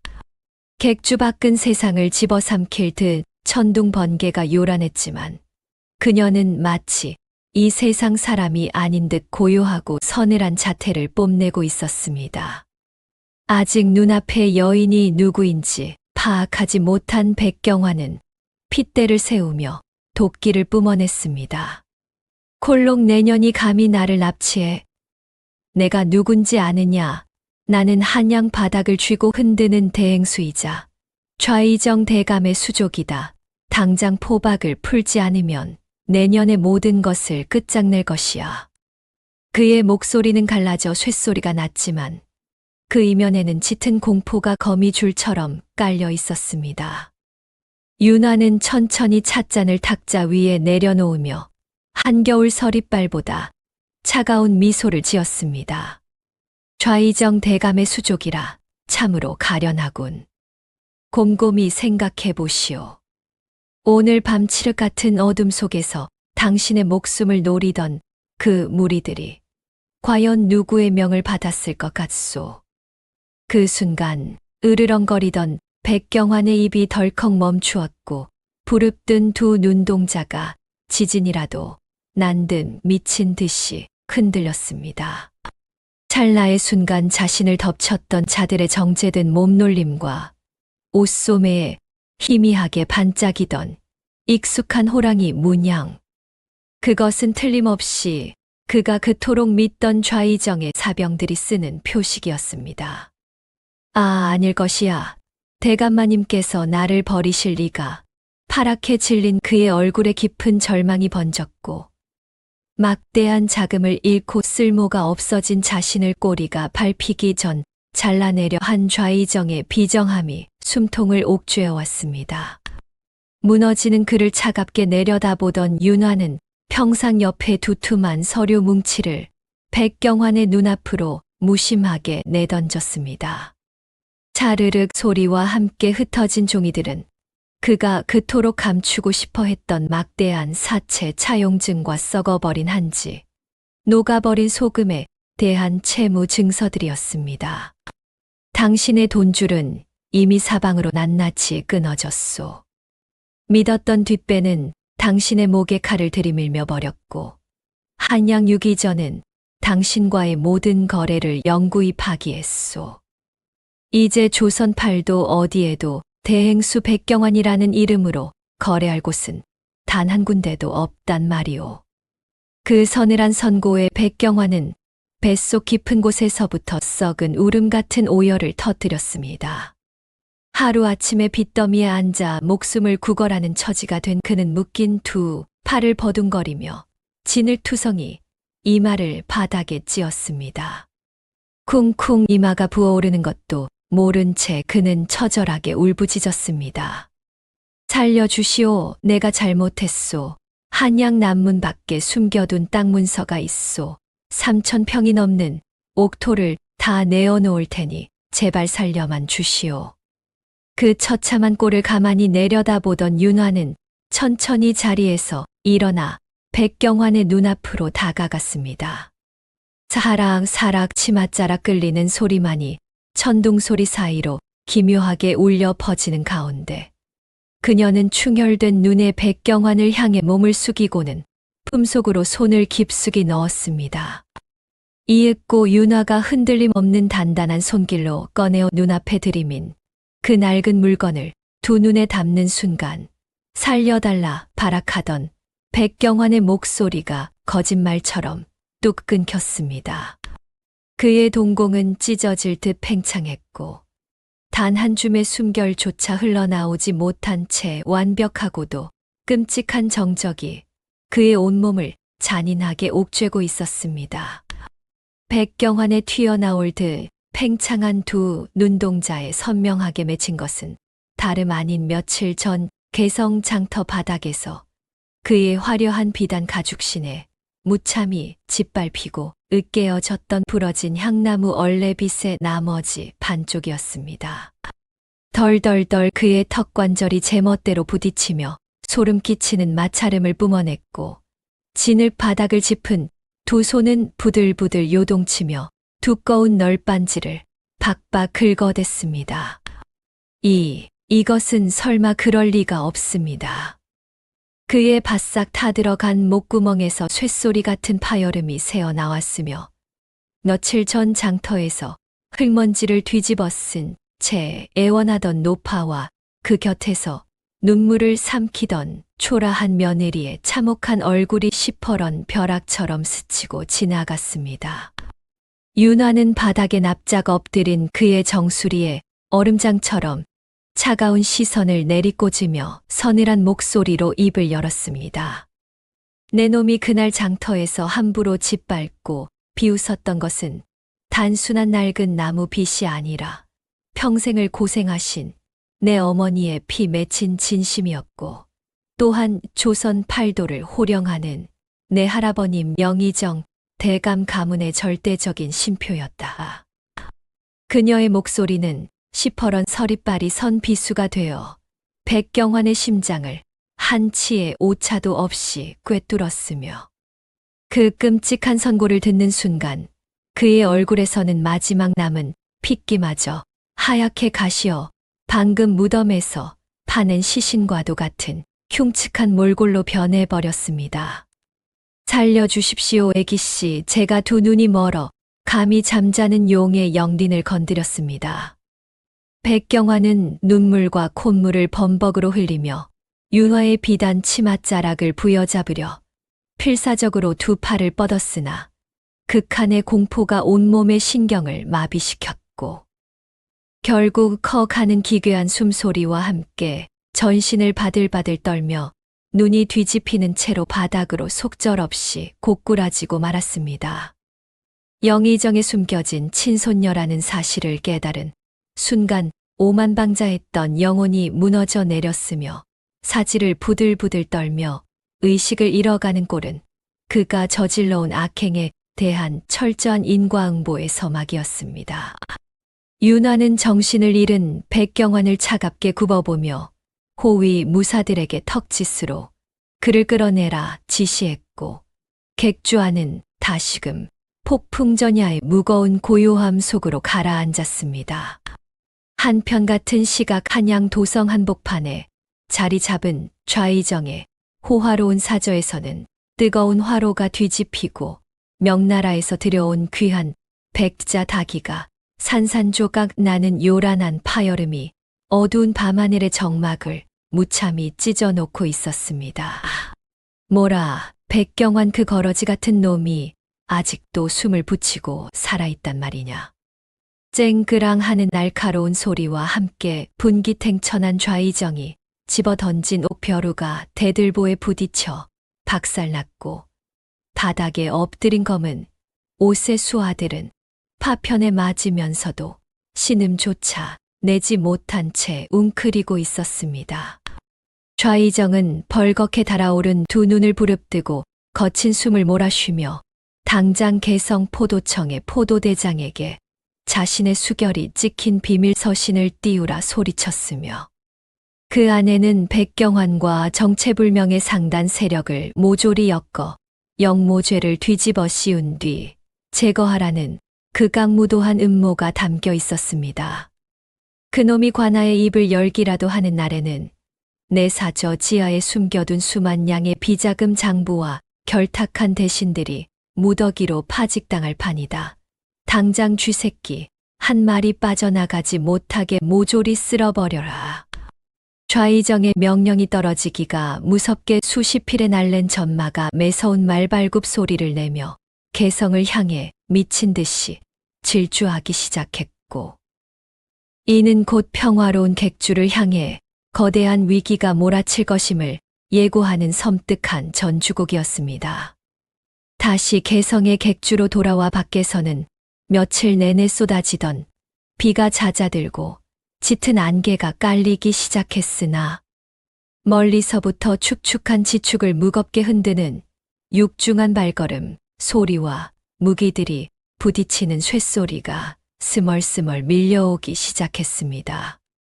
쿵쿵쿵 수백 명의 관군이 일제히 발을 맞추며 진격해오는 소리는 엄청난 위압감을 뿜어냈고 어둠 속에서 타오르는 수백 개의 붉은 횃불들이 일렁이며 객주를 향해 숨막히는 포위망을 좁혀오고 있었습니다. 위기의 그림자가 뒤덮자 밖을 지키던 윤화의 호위, 무사들은 일제히 환도 검자루를 꽉 쥐며 마른 침을 삼켰으나 방 안중앙에 단정히 정좌한 윤화의 표정은 깊은 호수처럼 한치의 흔들림조차 없이 평온했습니다. 그녀는 권력에 눈이 먼 좌의정이 추악한 치부를 덮기 위해 무리수를 두며 관군을 움직일 것까지 내다보고 있었으며 이미 며칠 전 한양의 할아버지 영의정 대감에게 백경환과 좌의정이 빼돌린 비자금 장부의 복사본과 영모 증거를 담은 밀서를 은밀히 띄워둔 상태였습니다.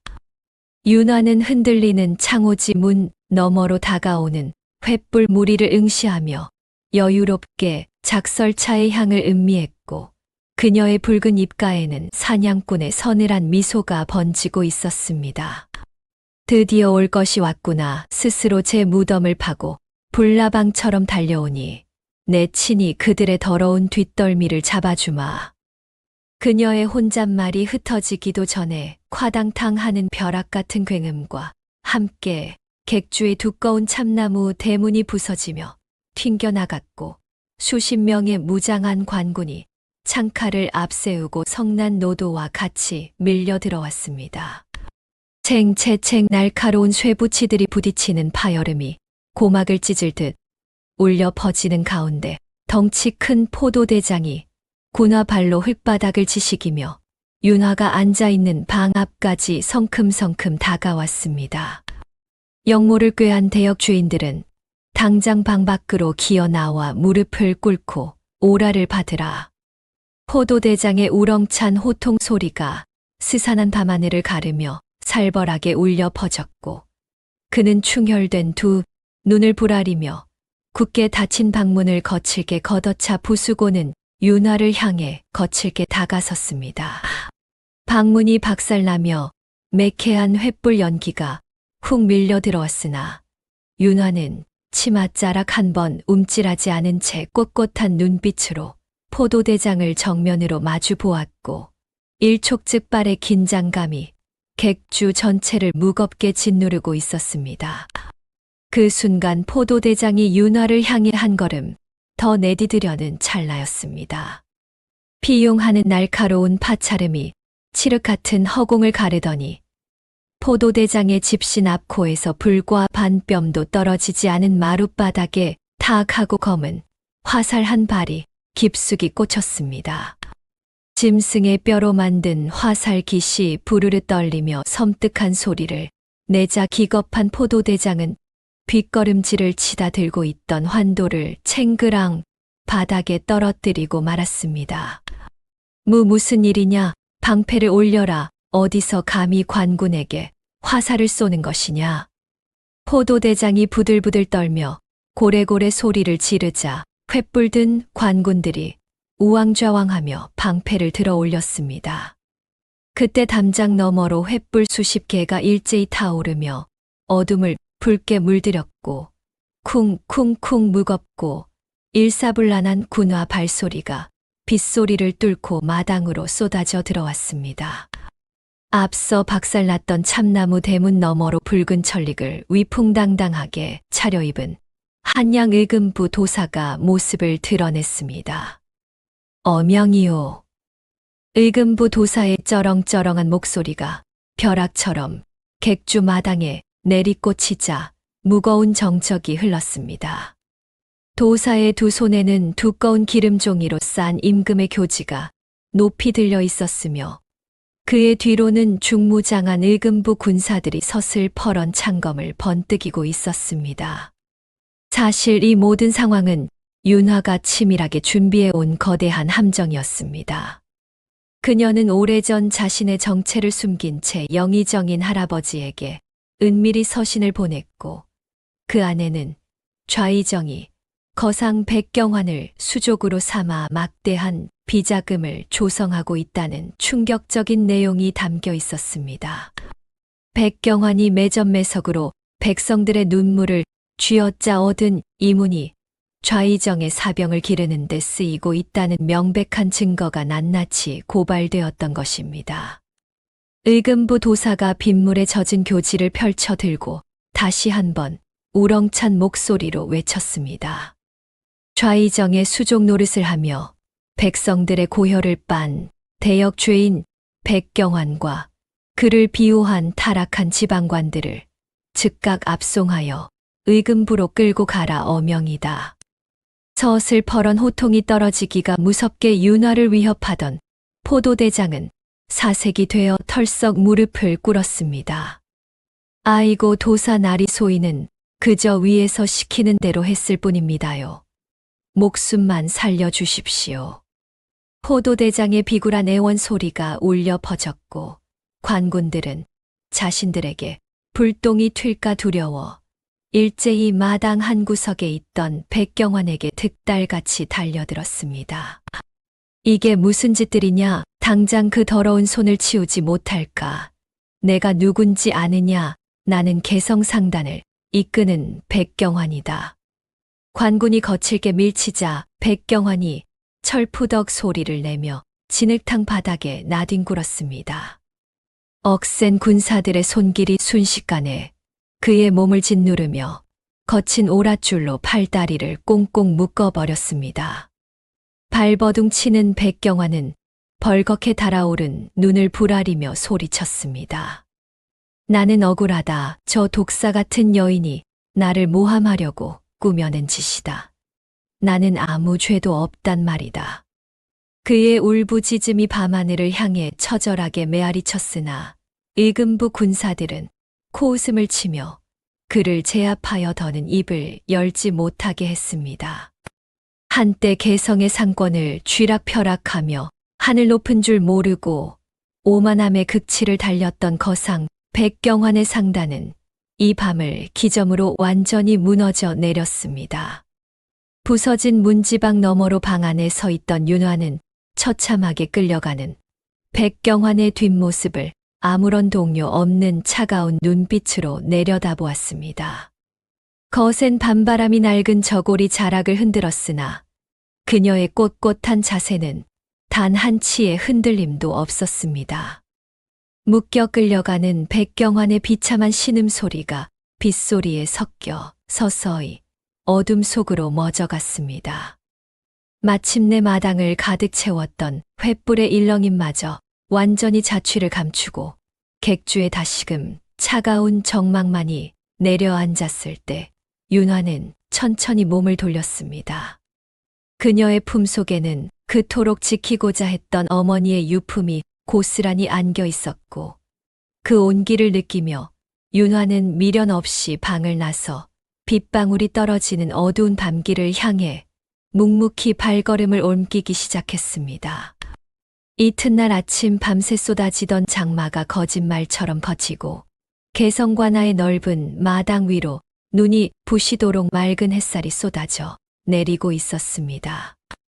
처마 끝에서 똑똑 떨어지는 맑은 물방울 소리와 달리 포승줄에 꽁꽁 묶인 채 거적대기 위에 꿇어앉은 백경환의 귓가에는 여전히 끝을 알 수 없는 절망의 폭우가 쏟아지는 듯했습니다.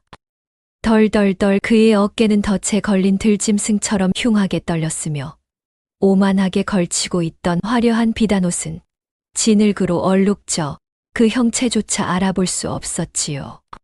개성 객주 백경환은 고개를 들고 똑똑히 들으라. 붉은 관복을 입고 단상에 선 의금부 도사의 벼락 같은 호통 소리가 관아의 높은 담장을 쩌렁쩌렁 울리며 아침 공기를 갈랐습니다. 내 놈은 상도의 근본을 어기고 무고한 양민들의 밭을 강탈하였으며 관수품을 빼돌리고 무고한 이들을 핍박한 죄가 이미 하늘에 닿았느니라. 길게 늘어진 두루마리를 펼쳐 죄상을 낱낱이 읊어 내려가는 도사의 목소리 위로 아침부터 몰려든 개성 장터 사람들의 분노 어린 외침이 거세게 겹쳐졌습니다. 저 천하의 몹쓸 놈 내 전재산 열냥을 빼앗고 늙은 어미를 길거리에 나앉게 한 놈입니다. 저놈의 고리대금 때문에 목숨을 끊은 보찜 장수가 한둘이 아니오. 와 억눌렸던 울분을 토해내며 군중들이 우르르 당겨 나오려 하자 포졸들이 창창 날선 창자루를 부딪히며 가까스로 그들을 막아섰습니다. 사방에서 날아오는 원망 어린 눈빛을 온몸으로 받아내며 백경환은 고개를 푹 숙인 채 거친 숨만 위태롭게 몰아쉬고 있었지요. 바로 그때 끼기기기 관아 입구를 막고 있던 육중한 나무 중문이 무거운 마찰음을 내며 천천히 열렸습니다. 웅성거리던 장터 사람들의 시선이 일제히 열린 문턱으로 향했고 낡고 초라한 무명 저고리를 입은 윤화가 흔들림 없는 단정한 걸음으로 마당을 향해 걸어 들어오고 있었습니다. 저벅저벅 물기가 덜 마른 흙바닥을 밟는 그녀의 집신 소리가 유난히 선명하게 울려 퍼졌으며 그 발소리에 반사적으로 고개를 번쩍 든 백경환의 두 눈동자가 두려움과 원망이 뒤섞인 채 파르르 경련을 일으켰습니다. 윤화는 쏟아지는 호기심 어린 시선에 아랑곳하지 않고 오직 의금부 도사를 향해 시선을 고정한 채 묵묵히 다가갔습니다. 그녀는 도사 앞에 서서 말없이 품속으로 손을 넣어 조심스럽게 무언가를 꺼내어 건넸습니다. 그것은 다름 아닌 지난밤 한양 대방이 목숨을 걸고 지켜내어 전해주었던 부러진 향나무 얼레빗의 한쪽 반쪽이었지요. 스득 두 손으로 그 조그만 얼레빗을 받아든 도사는 표면에 정교하게 새겨진 왕실 직속 상단의 은밀한 심표를 확인하자마자 숨을 헉 들이켰습니다. 그는 들고 있던 죄상 두루마리를 바닥에 황급히 내팽개치고는 펄럭 붉은 관복 소매를 거칠게 휘날리며 단상 아래로 뛰어내려왔습니다. 그러고는 날띠 낡은 옷을 입고 서 있는 윤화의 발 앞에 납작 엎드려 이마를 땅에 대고 깊이 허리를 숙이며 극진한 예를 표했습니다. 조선의 물길과 산길을 통치하시는 대행수 어르신을 뵙사옵니다. 의금부 도사에 떨리는 목소리가 정적에 휩싸인 관아 마당에 벼락처럼 내리꽂히자 찰나의 숨 막히는 침묵이 흘렀습니다.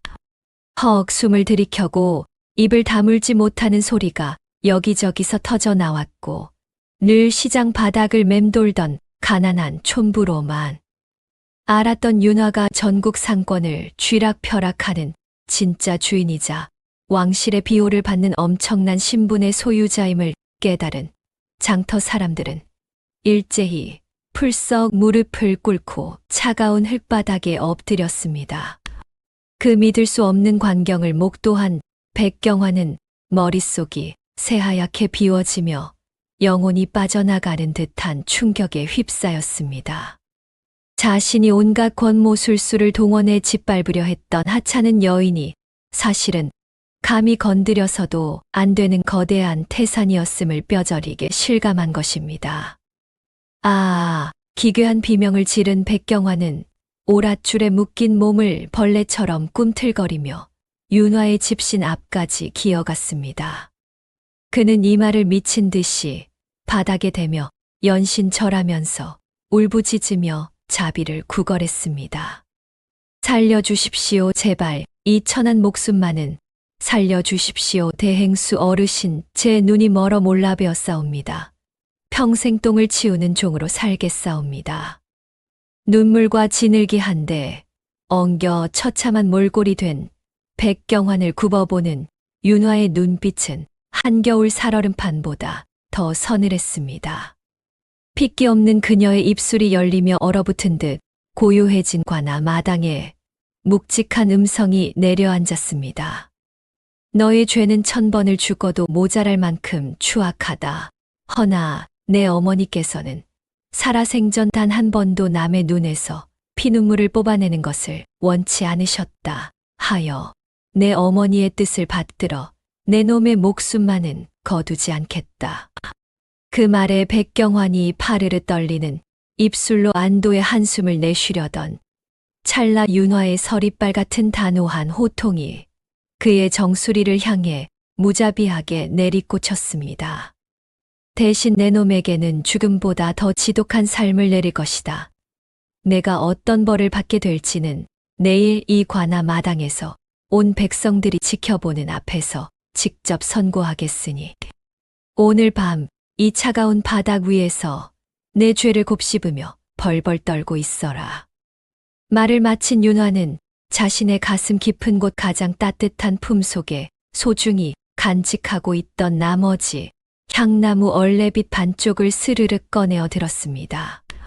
그리고는 자신을 올려다보며 경악으로 입을 떡 벌린 백경환의 눈앞을 향해 미련 없이 내던졌습니다.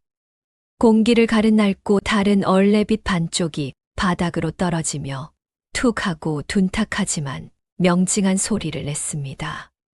흙먼지를 작게 일으키며 바닥을 나뒹구는 그 반쪽짜리 얼레빛을 망연자실하게 쳐다보며 영혼이 부서진 듯 절규하는 백경환의 울음소리만이 관아 마당을 가득 메우고 있었습니다.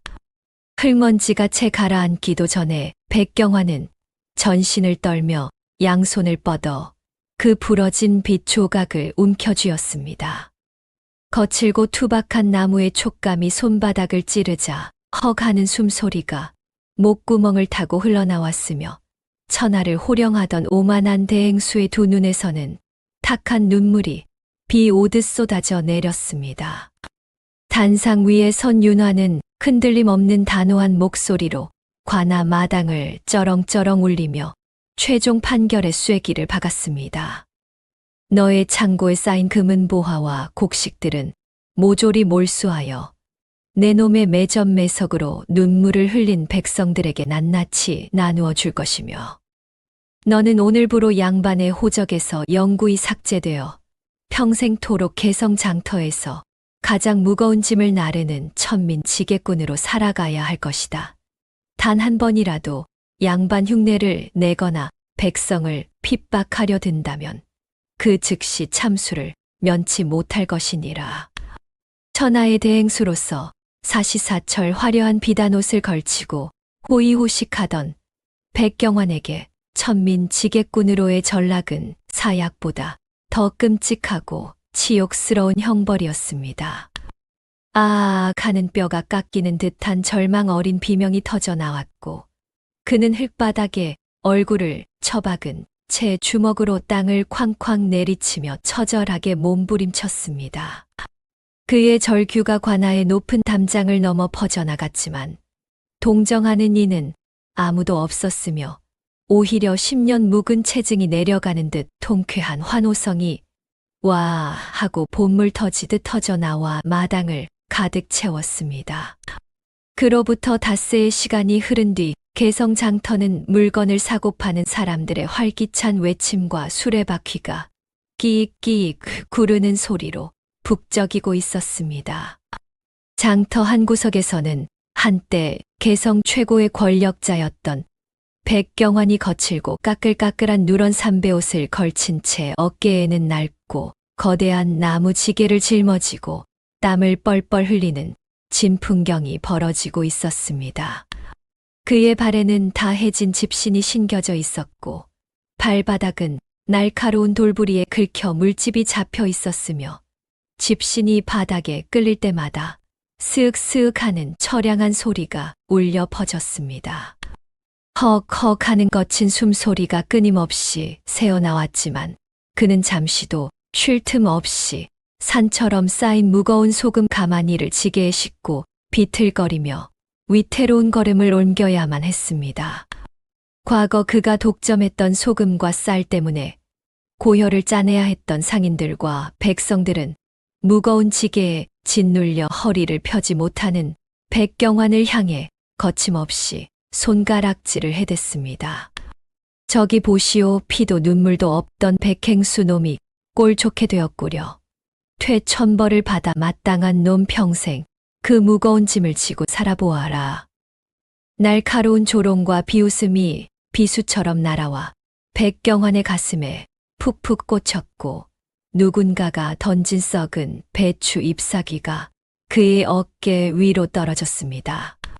과거 같았으면 당장 호위, 무사들을 불러 호통을 쳤겠지만 이제 천한 지게꾼으로 전락한 그는 벌겋게 달아오른 눈을 바닥으로 내리깔고 부들부들 떨리는 입술을 꽉 깨물며 묵묵히 엄청난 무게를 온몸으로 견뎌내야만 했습니다. 오만함과 탐욕으로 타인의 약점을 쥐고 흔들던 그의 삶은 가장 낮은 진흙탕 바닥으로 추락하여 뼈저리 인과응보의 표본이 되어 장터 사람들의 이야깃거리로 전락하고 말았습니다. 종일토록 이어지는 고된 노역에 무릎, 연골이 다 닳아 없어지는 듯한 고통이 밀려왔고 희고 곱던 두 손은 거친 막근에 쓸려 곳곳에 물집이 터지고 굳은 살이 박여 흉측하게 변해 있었습니다. 해가 뉘엿뉘엿 지고 붉은 노을이 장터 지붕들을 물들일 무렵 종일 물 한 모금 마시지 못해 더 이상 단 한 걸음도 내디딜 힘이 없었던 백경환은 다리에 힘이 풀리며 풀썩 하고 흙바닥에 무릎을 꿇고 처참하게 주저앉아 버렸습니다. 나뒹구는 얼레빛의 두 반쪽은 장터의 한 포졸이 수습하여 윤화의 초가집으로 가져다 두었으며 이를 발견한 월덕은 며칠 밤을 새워 정성스레 송진을 녹여 빗을 이어 붙이기 시작했습니다. 턱 끝까지 차오른 가쁜 숨을 몰아쉬며 초점 없는 멍한 눈으로 흙바닥을 응시하던 백경환의 굽은 어깨 위로 누군가 거칠게 다가와 쿵 하는 육중한 소리와 함께 산더미 같은 새로운 짐을 얹은 커다란 지게를 불쑥 내리누르는 순간이었습니다. 짓누르는 엄청난 무게에 백경환은 덜덜 떨리는 두 팔로 흙바닥을 짚었습니다. 또다시 등짝으로 날아올 모진 꾸지람을 예상하며 질끈 두 눈을 감았지요. 하지만 귓가를 때려야 할 매서운 호통 소리 대신 투박하고 거친 손길 하나가 상처투성이인 그의 두 손 위로 조심스레 다가왔습니다. 화들짝 놀라 고개를 든 그의 눈앞에는 며칠 전 자신이 장터 한복판에서 모욕을 가했던 65세의 늙은 어미 월덕이 서 있었습니다. 배가 많이 고플 터인데 쯧쯧. 험한 일에 몸이 상할까 걱정이니 이거라도 먹고 기운을 차리시게.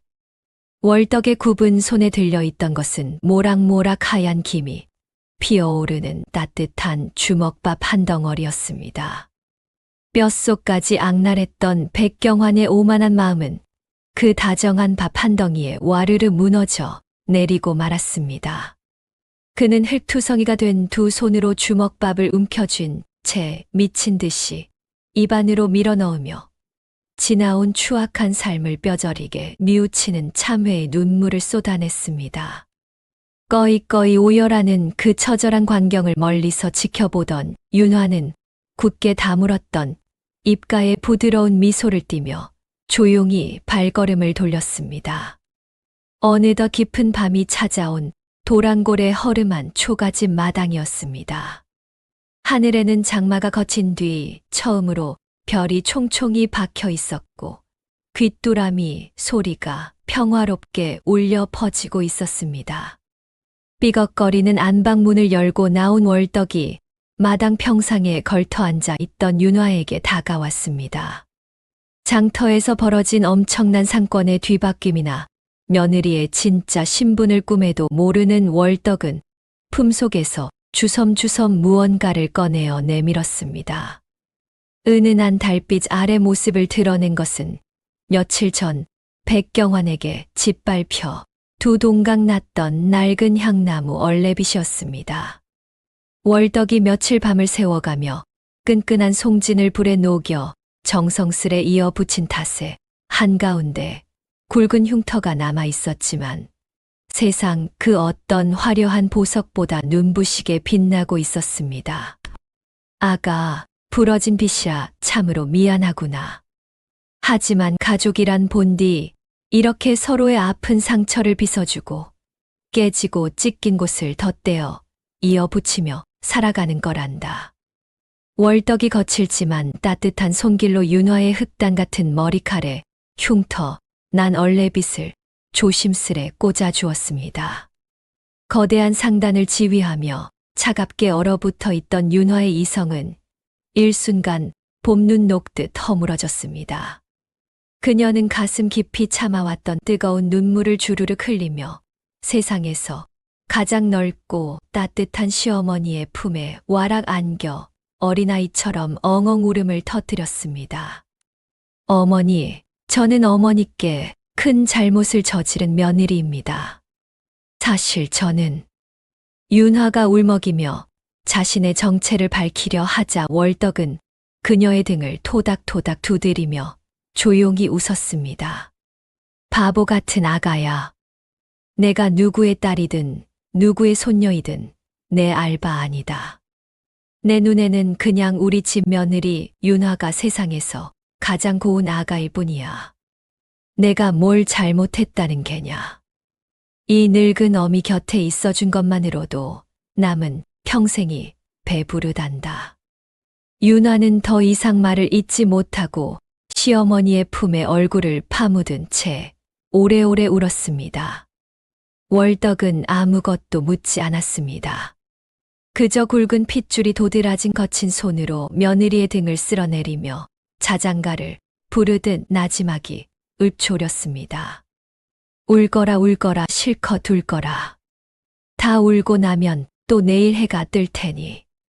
별빛이 초가집 마당을 은빛으로 물들이는 가운데 시어머니의 품에 안긴 윤화의 울음소리는 점점 잦아들었고 어느새 두 사람의 고르고 평온한 숨소리만이 고요한 밤 공기 속에 포개어졌습니다.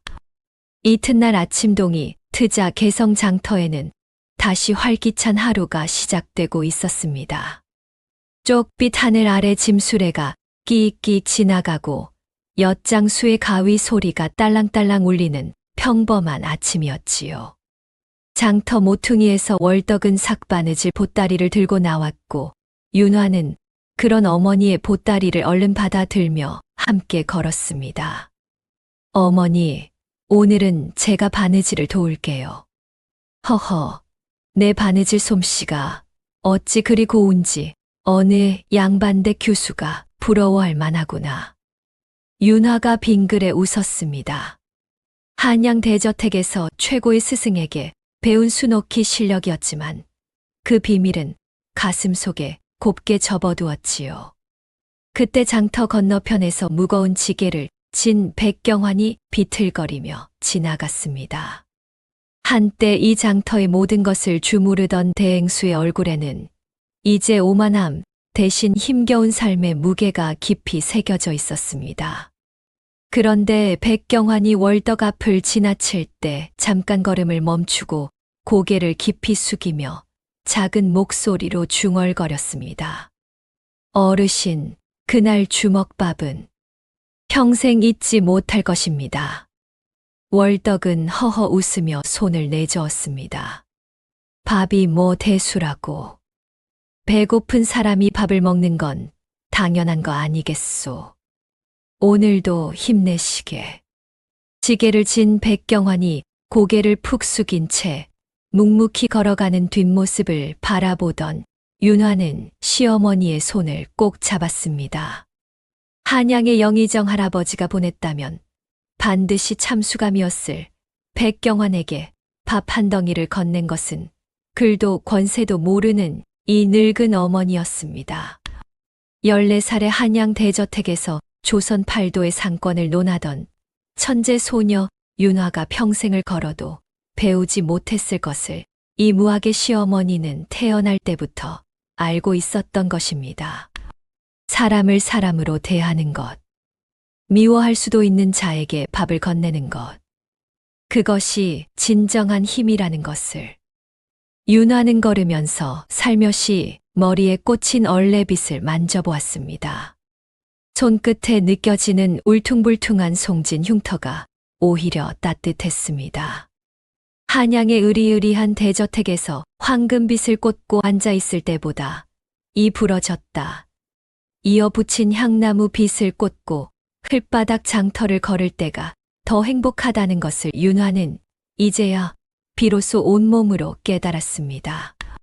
어머니, 왜 그러느냐 아가. 저 내일도 모레도 그 다음 날도 어머니 옆에서 바느질 할 거예요. 월덕이 며느리의 손을 더 꽉 쥐며 주름 가득한 얼굴로 환하게 웃었습니다. 허허, 이 아가가 그럼 평생을 하련? 네, 평생을요. 두 사람은 장터의 왁자지껄한 소음 속으로 나란히 걸어 들어갔습니다. 거칠고 투박한 시어머니의 손과 고운 며느리의 손이 꼭 맞잡힌 채 흙먼지 이는 개성 장터의 햇살 속으로 천천히 멀어져 갔습니다. 치열했던 조선 팔도의 상권 싸움도 좌의정과의 목숨을 건 두뇌 싸움도 모두 아득한 옛 이야기가 된 채 가난하지만 정이 넘치는 작은 초가집의 두 식구가 만들어가는 소박한 일상은 오늘도 내일도 변함없이 이어지고 있었습니다. 오늘의 이야기가 마음에 와닿으셨다면 주변 분들에게 공유해주세요. 따뜻한 댓글 한마디도 부탁드립니다.